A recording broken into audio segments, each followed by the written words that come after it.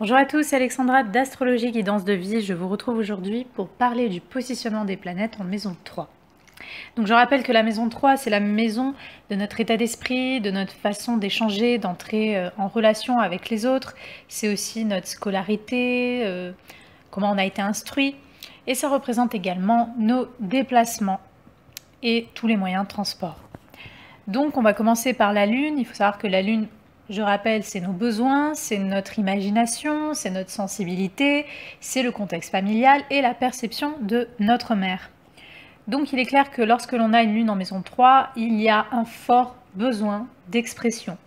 C'est-à-dire que c'est justement à travers l'expression qu'on pourra évacuer toutes nos émotions. Et souvent, les personnes qui ont une Lune en maison 3 vont avoir énormément besoin de parler, d'exprimer comment elles se sentent. On va dire la fluctuation de leurs humeurs va vraiment se faire sentir à travers tout simplement leur communication. Elles vont avoir besoin de parler aux autres, de dire voilà, s'il m'est arrivé ça, et ça. Il va y avoir vraiment besoin d'extraversion des sentiments et de l'état émotionnel. Alors bien sûr, s'il n'y a pas des planètes qui restreignent un petit peu, mais généralement, voilà, on va dire l'état d'esprit et surtout la façon d'échanger a un lien de toute façon avec notre état émotionnel, avec nos humeurs. Et d'ailleurs, on va dire l'état émotionnel peut avoir un fort impact sur nos pensées, notre façon de voir la vie, notre façon du coup de communiquer. Donc voilà, il peut y avoir une sorte d'instabilité dans notre façon de nous exprimer parce que c'est notre façon de nous exprimer est toujours en lien avec notre état émotionnel, avec notre humeur, comment on se sent à l'intérieur de nous. En tout cas, si vous avez une Lune en maison 3, il est très important pour vous que vous puissiez utiliser toutes vos émotions, mais surtout également votre imagination dans quelque chose d'expressif. Donc on peut avoir beaucoup d'artistes, on peut avoir beaucoup de personnes qui ont une grande fertilité, on va dire, imaginaire avec ce genre de placement, et vous pouvez vraiment créer de belles choses, inspirer de belles œuvres, parce que voilà, la Lune, c'est vraiment cette richesse imaginative qu'il y a en vous et que vous pouvez utiliser pour vous exprimer. Voilà. Donc après, il faut savoir qu'au niveau du contexte familial ou au niveau de la façon qu'on a pu percevoir notre mère, la mère peut avoir...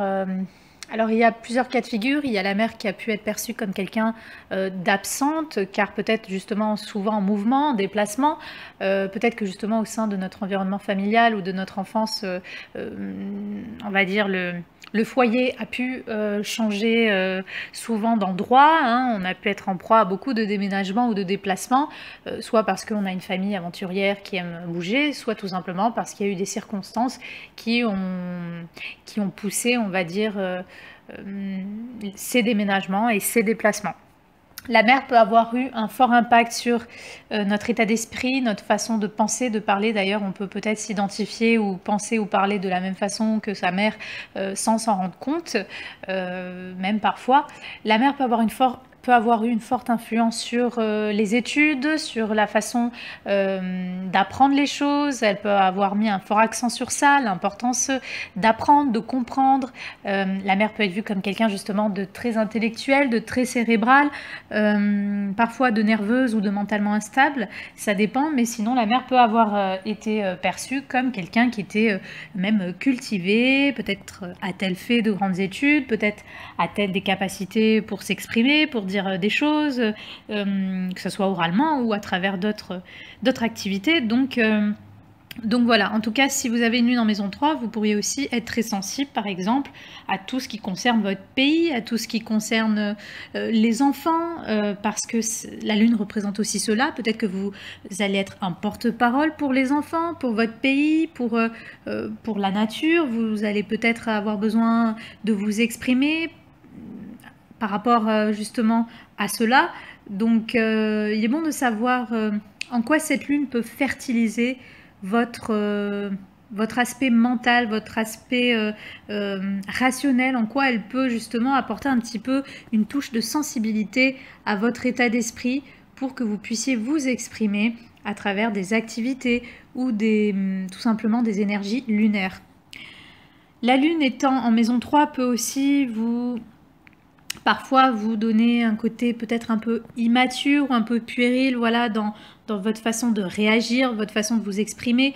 Peut-être que parfois vous vous exprimez un petit peu comme un enfant, ou qu'il y a un côté peut-être capricieux qui ressort de votre état d'esprit, parce que justement la lune est en lien à votre on va dire, façon d'échanger avec les autres.